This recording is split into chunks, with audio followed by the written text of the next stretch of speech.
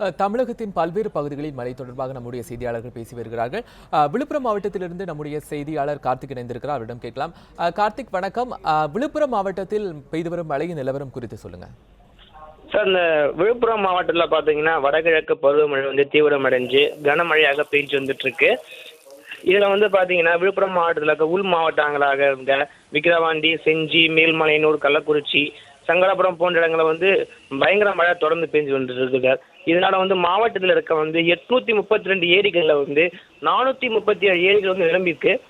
அது மட்டும் இல்லாமல் மாவட்டத்தில் இருக்க அணைகளான கோமுகி அணை, மதுமுத்தாறு அணை, வீடூர் அணையிலிருந்து நீர்வரத்து அதிகமாக வந்துட்டு இருக்கு. மேலும் கனமழை தொடர்ந்து பெஞ்சு இருக்கிறதுனால அணைக்கு இன்னும் நீர்வரத்து அதிகரிக்கப்படும் என அதிகாரிகள் சொல்லியிருக்காங்க. இதனால 2வது நாளாக இந்த விழுப்புரம் மாவட்டத்தில் மாவட்ட ஆட்சியர் பள்ளிகளுக்கும் கல்லூரிகளுக்கும் விடுமுறை எடுத்திருக்காங்க சார். கார்த்திக், அணைகளில் நீர் நிரம்பி வருகிறது அப்படின்னு சொல்லியிருக்கீங்க. முன்னெச்சரிக்கை நடவடிக்கையாக அரசு ஏதேனும் நடவடிக்கைகள் அங்கே எடுத்திருக்கா? எடுத்திருக்காங்க சார். அரசு சார்பில் பார்த்தீங்கன்னா இந்த அணைகள்ல காவல்துறையினர் மற்றும் பொதுப்பணித்துறை சார்பில் அணைகளுக்கு பாதுகாப்பாக இந்த மூட்டைகள் மற்றும் நீர் வரத்து அதிகரிக்கப்படுவதாக அந்த அந்த பகுதிகளில் வெள்ளம் சூழாமல் இருக்கிறதுக்காக கரையோர வசிக்கும் பொதுமக்கள்கிட்ட விழிப்புணர்வு, அதாவது எச்சரிக்கை கொடுத்துருக்காங்க.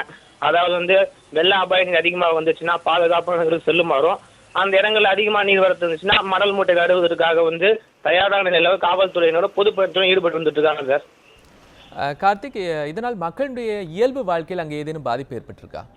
கண்டிப்பா சார், கண்டிப்பா. அதாவது பாத்தீங்கன்னா கல்வராயன் மலையில இருக்க 175 கிராமத்துல நேற்று தொடர்ந்து கனமழை பெய்து வந்துட்டு இருக்கு சார் 2 நாளா.